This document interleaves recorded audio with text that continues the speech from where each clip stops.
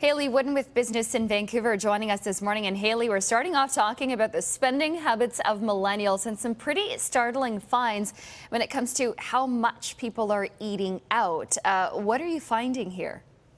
Yeah, these numbers aren't that great. A new study by Bankrate.com looked at American millennials, and it found on average they eat out 5 times a week. So when we break that down, millennials say that they go out to buy coffee at least 3 times a week. That's 30% of millennials saying that they do that. Another 54% of millennials say that they order takeout, again, at least 3 times a week. And finally, 51% of millennials between 21 and 26 say that they have a weekly habit of hitting up the bar once a week at least. Of course, the report notes that members of all generations do indulge from time to time, whether it's in expensive coffees or going for brunch, but it's the millennial generation in particular that has some difficulty reining in frivolous spending, especially when it comes to food and beverage. All right, certainly taking a toll on savings. And that brings us to our next story, because we're talking about the loonie celebrating its 30th birthday. But a lot of people now setting their sights on the $5 bill and saying maybe it should become a coin. Tell us more.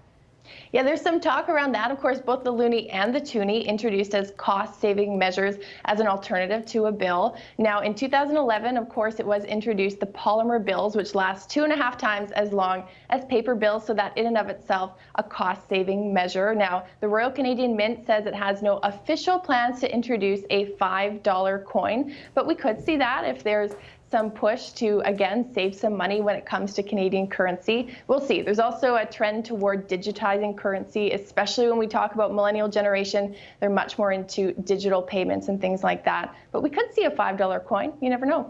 That's right. But like you said, who carries change around nowadays? It's your debit card or your credit card most times. So it will be interesting to see if that idea ever comes to fruition. Haley, thanks for being with us today. Thank you.